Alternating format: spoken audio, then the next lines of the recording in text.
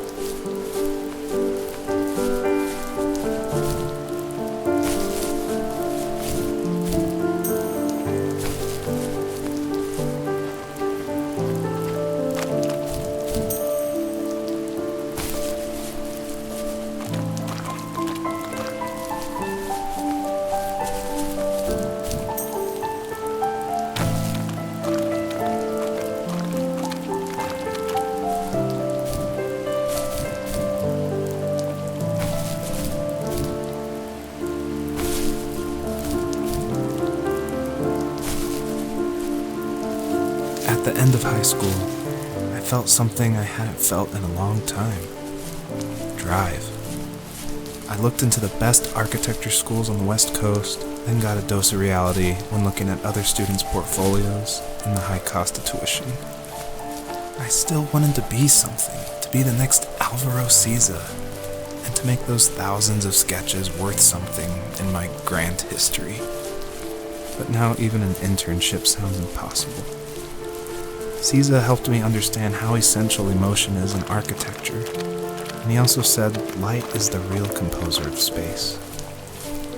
I like to think these glints of light, like not finding a job or even a strange dream about a fox, are something I should be thankful for, even if the illuminated space is something I'm less than comfortable with.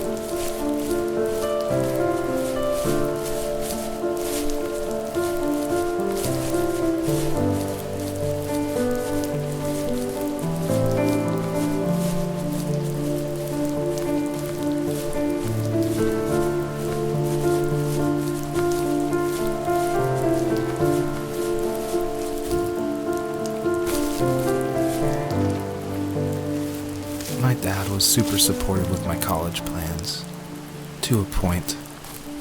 Things were okay until this terrible accident happened. I guess a forklift flipped over due to a bad axle, and it crushed one of the workers there.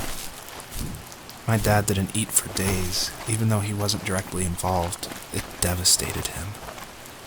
Not only did it hurt the business, but it just freaked him out. He would talk in his sleep, muttering things about firing people and saying sorry.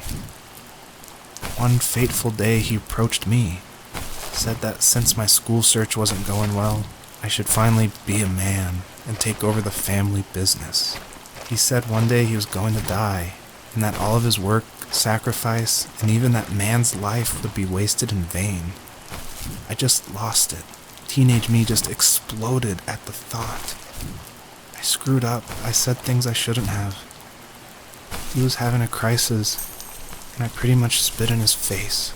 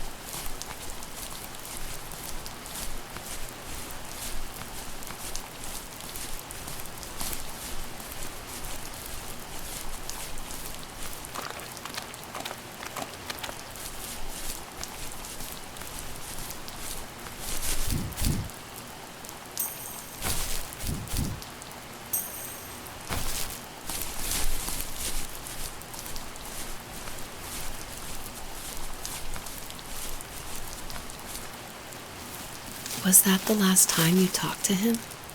No, I called on holidays, and he would call on my birthday. I guess we acted like nothing ever happened, which was stupid. Didn't want to ask about his lumberyard, and I'm sure he didn't want to ask about my job search. I never went back and visited. I think the last conversation we had was about what movies we had seen and what exactly a best boy is in the credits. I thought he would be here so much longer,